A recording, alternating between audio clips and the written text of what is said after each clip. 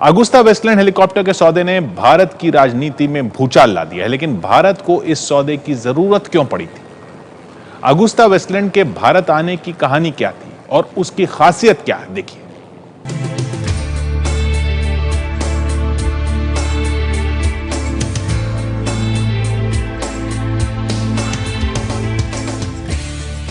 AW101 यानी Agusta Westland का वो मॉडल जिसकी गिनती दुनिया के 10 सर्वश्रेष्ठ आरामदेह हेलीकॉप्टर्स में होती है। पहली बार 1987 में उड़ान भरने वाले इस हेलीकॉप्टर ने 1999 से नियमित तौर पर अपनी उड़ान शुरू की। 1999 में ही भारतीय वायुसेना ने VVIP सेवा में लगे मी-8 हेलीकॉप्टर्स को बदलने का सुझाव दिया। उस वक्त तक रशिया के MI यानी कि मी-8 हेलीकॉप्टर्स इस्तेमाल किए जाते थे प्रधानमंत्री के लिए, राष्ट्रपति उपराष्ट्रपति के लिए, लेकिन वो 30 साल पुराने हो चुके थे। इसीलिए जो वाजपेयी सरकार थी उन्होंने तय किया कि VVIP व्यक्तियों की मूवमेंट के लिए और हवाई यात्रा के लिए देश में नए हेलीकॉप्टर्स खरीदे जाएंगे और इसीलिए प्रक्रिया शुरू हुई। मई 2002 में इसके लिए टेंडर निकाले गए।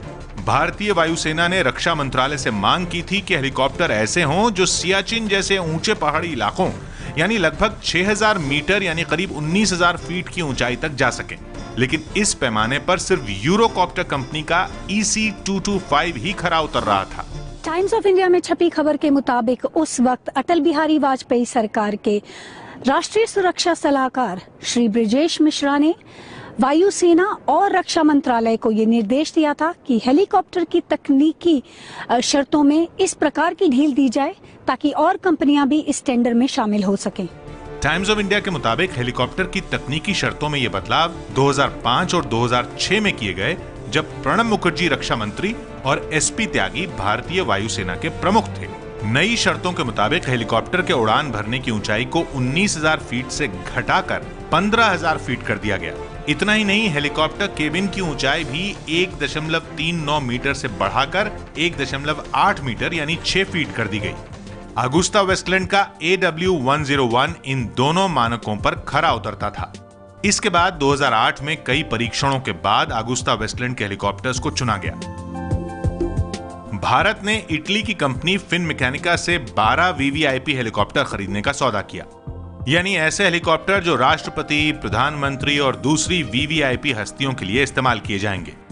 इस तरह के 3 हेलीकॉप्टर भारत आ चुके हैं, हालांकि वो फिलहाल इस्तेमाल में नहीं है। ये हेलीकॉप्टर्स अभी भी पिछले 3-4 सालों से इसी तरह से पालम एयरफोर्स टेक्निकल एरिया में खड़े हुए हैं।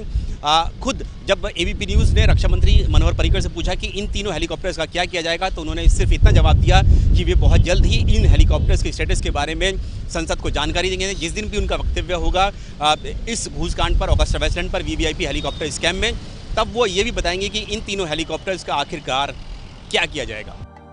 अगुस्ता वेस्टलैंड के ये हेलीकॉप्टर अंदर से इतने शानदार हैं कि ये किसी होटल के कमरे की तरह दिखते हैं। 3 इंजन वाले इस हेलीकॉप्टर में इतनी जगह है कि इसमें 25 से 35 लोगों के बैठने की व्यवस्था है। अगुस्ता वेस्टलैंड का ये खास VVIP हेलीकॉप्टर अधिकतम 278 किलोमीटर प्रति घंटे की रफ्तार से उड़ सकता है। ये हेलीकॉप्टर दिन के अलावा रात में भी उड़ान भर सकते हैं। इन्हें इस तरह से बनाया गया है कि ये -45 से लेकर 50 डिग्री से ऊपर के तापमान में भी उड़ान भर सकें। इसके अलावा ये हेलीकॉप्टर 74 किलोमीटर प्रति घंटे की रफ्तार से चल रही हवाओं के बीच भी बिना डगमगाए उड़ सकते हैं।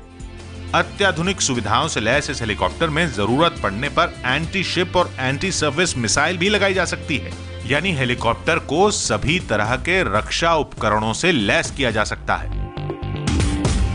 इन्हीं खासियतों की वजह से ब्रिटेन, अमेरिका और डेनमार्क जैसे कई देशों की सेनाओं ने अपनी एयरफोर्स और नेवी के लिए भी इन हेलीकॉप्टरों का इस्तेमाल किया है।